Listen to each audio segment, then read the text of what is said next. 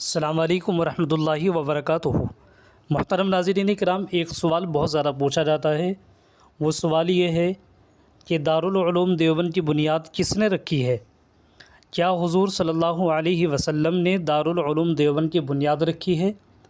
اس کے بارے میں اکثر لوگ جانتے ہی نہیں ہے، لہٰذا آج ہی اس ویڈیو میں آپ حضرات جان لیجئے، اور یہ بات سن کر کے آپ حضرات بھی حیران رہ جائیں گے۔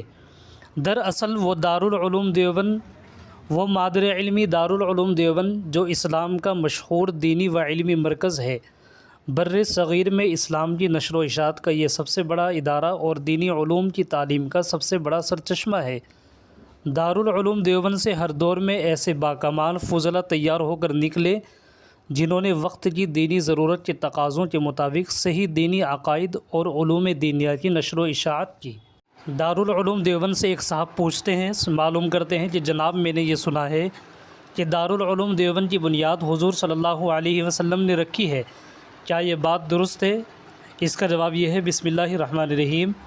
مولانا انوار الحسن ہاشمی مبلغ دارالعلوم دیوبند نے مبشرات دارالعلوم دیوبند میں حضرت مولانا شاہ رفیع الدین صاحب کے مبشرات میں لکھا ہے، سن 1292 ہجری میں جبکہ دارالعلوم دیوبند کی سنگ بنیاد کے تنصیب کی تیاری ہو رہی تھی اور احاطے کے نشانات ڈالے جا چکے تھے، مولانا رفیع الدین صاحب نے خواب میں حضور اکرم صلی اللہ علیہ وسلم کو دیکھا کہ حضور اس مقام پر تشریف فرما ہے اور ارشاد فرما رہے ہیں کہ یہ احاطہ بہت مختصر ہے۔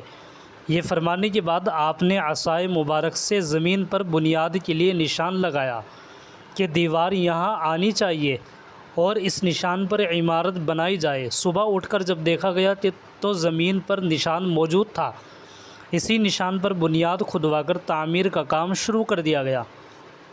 خاص اس نشان پر جو عمارت بنی ہے وہ احاطہ مولسری میں جانب شمال وسطی درسگاہ ہے۔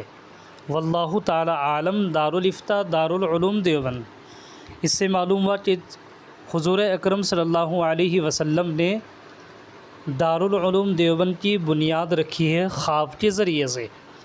آپ حضرات اس ویڈیو کو زیادہ سے زیادہ شیئر بھی کر دیجیے گا، چینل کو سبسکرائب اور ویڈیو کو لائک بھی کر دیجیے گا۔ السلام علیکم ورحمۃ اللہ وبرکاتہ۔